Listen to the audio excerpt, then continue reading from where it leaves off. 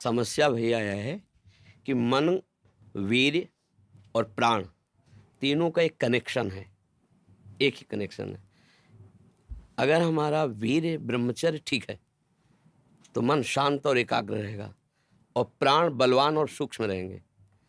अगर वीर्य कमजोर हो गया तो मन चंचल अशांत और प्राण स्थूल और बलहीन हो जाएंगे, स्थूल, सूक्ष्म नहीं होंगे।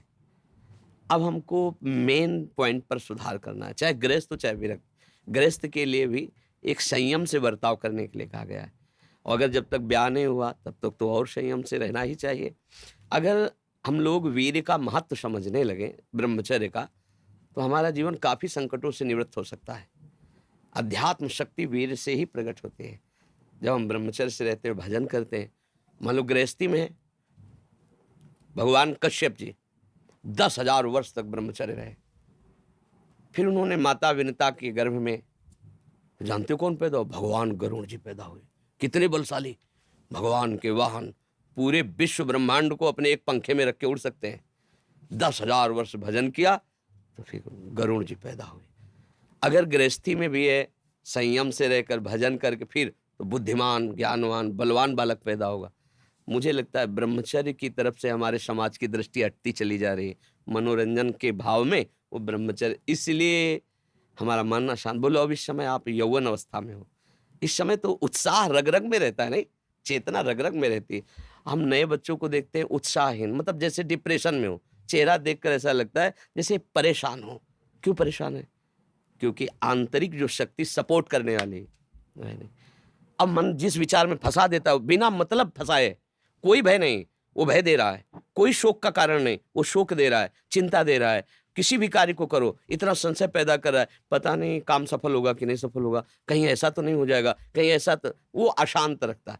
और जब ब्रह्मचर्य, ऐसा कैसे हो सकता है?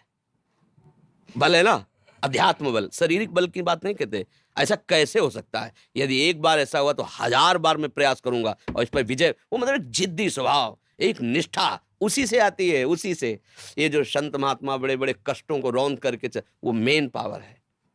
और हम लोग उससे, प्राण हमारे स्थूल हो गए, वासनात्मक, मन हमारा चंचल अशांत हो गया। क्यों? क्योंकि हमारा ब्रह्मचर्य ठीक नहीं है। अब उस पर किसी की दृष्टि नहीं जाती। अब ब्रह्मचर्य कैसे ठीक हो? हमारा संग ठीक नहीं, हमारा भोजन ठीक नहीं, हमारा दृश्य ठीक नहीं, हमारा श्रवण ठीक नहीं, गंदी बातें देखें, गंदी बातें सुने, गंदा विचार आए, गंदी क्रियाएं करें, फिर ब्रह्मचर्य कैसे रहा जा सकता है? अगर सुधार करो तो अभी बहुत बढ़िया समय है, कोई ज़्यादा अवस्था तो हो नहीं गई। ब्रह्मचर्य का सुधार करो। हम सबसे कहते हैं व्यायाम करो। बिना शरीर को थकाए ब्रह्मचर्य को पचाया नहीं जा सकता। जैसे दंड बैठक, दौड़ भाग, व्यायाम किया, फिर आप भले गृहस्थ हो, फिर दिन भर कार्य करते रहो। 30 मिनट तो पूरे शरीर को ऐसा व्यायाम में रखो, पसीना पसीना हो जाए। अब 8-10 बजे तक सो रहे हैं तो व्यायाम कब करें? 4 बजे उठ के नहा धो करके घंटा आध घंटा दंड बैठक मारे, तो आप देखो आपका जीवन प्रकाशित होने लगे।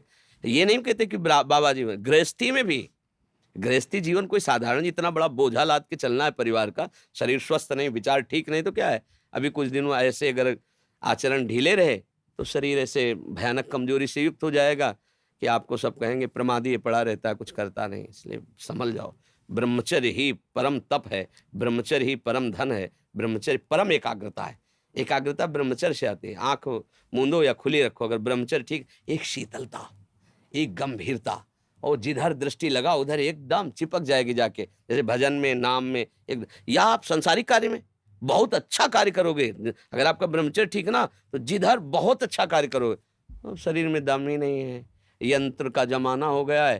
पहले खेती जोतते थे ना किसान, एक फार वाला होता था और पूरे खेत को उसी से जोतला है, बलवान होते थे।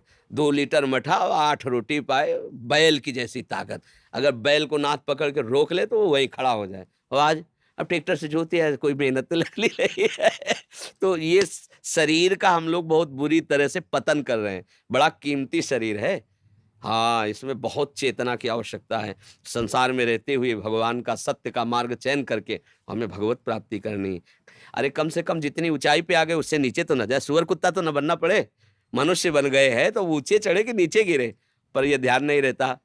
हम काम करने लगते हैं वही जहाँ नीचे गिरना है। अब दूसरे जीवों का मांस खाना, शराब पीना, जुआ खेलना, व्यभिचार, ये कहाँ ले जाएगा? एकदम नष्ट कर देगा। तो जवान बच्चे हो, सावधान रहो, खान पान ठीक रखो, सावधानी पूर्वक चलो, ठीक है।